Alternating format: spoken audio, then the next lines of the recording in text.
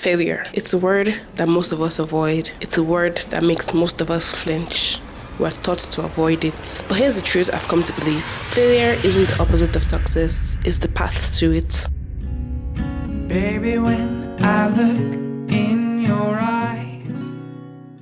A few months ago, I got laid off. And obviously, being me, an overachiever, and someone who's never been laid off and who always does their job and does it excellently well, if I might say, that might have felt like a moment of failure, because it's like, why wasn't I good enough to be on the team? But then you have to reframe it, because that's not failure to me. But here's the lesson I learned. Choosing a different path doesn't make you a failure. It makes you human. And when we dare to fail, it opens us up to a path that we may not have otherwise thought of, and we open ourselves to lessons that make us stronger, wiser, and more resilient. So today, I want to share 6 lessons that have helped me stop fearing failure and start embracing it. Number 1, shift your mindset. Failure is just a perspective. Failure helps you build your story. I saw a quote from a jewelry founder the other day that said, "No in the mirror is on." And it hits me. Every rejection, every no is just a message for you to pivot, to try the game a different way,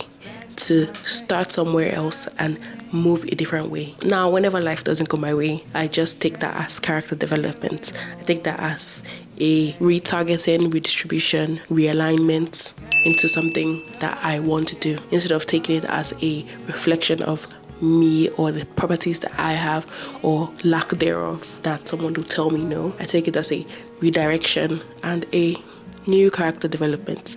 It's not going to be a villain origin story, maybe, but it's going to be a new character development unlocked, because every stumble becomes part of a comeback story if you tell it. Number 2, look for the lessons in every setback. Every setback is an opportunity for you to learn something new, whether it be how to change your approach or how to tell a different story to the person that you're trying to pitch your idea to, or whatever. Rejection is just redirection, and that phrase lives rent free in my head, because at the end of the day, just because something doesn't work out now doesn't mean it's never going to work out. Something greater might be shaping on behind the scenes that you are not privy to yet. So every rejection is a redirection. When my videos flop on YouTube, I could always quit and say, oh, my videos haven't done well. But no, I asked myself the question, why didn't this video do well? Why didn't this video perform as expected? You'd go back to the drawing board, we reiterate and decide to do something new. Redirect ourselves, redirect our energy into being more productive, into being a different version of who we are, and reiterating and bringing that to the forefront. Number 3, be kinder to yourself. If you're a type A person who is overly ambitious, obviously you're always hard on yourself, thinking that every rejection is like a reflection of who you are or the things that you lack. But no, it's not. You have to be kinder to yourself. Being someone who grew up in an African household, obviously you're taught to overperform, overachieve, and to always think of how to become successful at the thing you're doing. But having ambition without giving yourself grace is a recipe for burnout. So you have to pause and remember to give yourself grace, give yourself room for growth, give yourself a room for understanding within yourself. Because at the end of the day, you're not a robot, you're a human being. Number 4, set realistic goals. Dream big, but start small. I always say, start small and get better. Like, your dream could be the largest thing out there, and you could have the biggest dream ever, but you have to start small and set small realistic goals to help you get to the place you want to be. Dreams are your visions, and your goals are just those small steps that help you get to that vision and make it a reality. Too often we label ourselves as failures once we stumble the first time, but the truth is every step is a step towards the goal that you want to achieve. And every empire, no matter how big, no matter how lofty, no matter how extravagant, starts small. We always hear a journey of 1,000 steps starts with a single step, and that's true. You actually have to take the first step. And even if you stumble across the way or you get delayed in taking those 1,000 steps, doesn't mean that you're a failure. It just means that you're on a process. You're taking your time. Babies start walking, but they don't walk perfectly the first time. They stumble a little, but they still stand up and try again. Number 5, seek feedback. Here's the caveat. Even though you're seeking feedback, you have to filter it. Not everyone is qualified, let me say that, to give you feedback.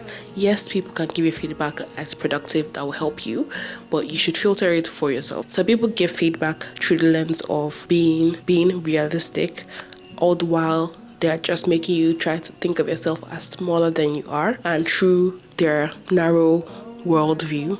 But you shouldn't embrace that. Yes, people should give you feedback. Yes, ask for feedback, but you should always filter it to you as a person, your goals, your vision, and not embrace the shortfalls or the narrow mindset of other people. There's a saying, don't take advice from people who are not where you want to be, because why will I be taking advice from someone who knows nothing about being a creator, or is telling me, or even good content, but is telling me that my content sucks? Okay, sure, maybe when you try to turn on the camera and create a video, I would be more inclined to being receptive of your feedback. But yeah, I will take your feedback and see if that's something that I would want to implement. But I will also take it on the grain of salt, because I know that you don't have the experience that I have when it comes to creating content. And it's not being arrogant, it's just understanding that everybody is not on the same journey as you, so everybody won't have the same advice to give you. The harshest criticism always comes from people that are not trying to achieve the same thing as you. A millionaire won't laugh at a startup founder because they know they were once a startup. A veteran creator won't laugh at someone posting their first video because they understand the struggle. So listen, absorb, and only apply when the path aligns. Number 6, take risks and embrace the unknown. This is the hardest one because it's human nature to like plans, to like things set up a certain way. But the truth is, sometimes we hide behind our plans to further delay taking the risk. But great things come at the end of unknown roads. So who knows what's at the end of a rainbow if you don't walk towards it?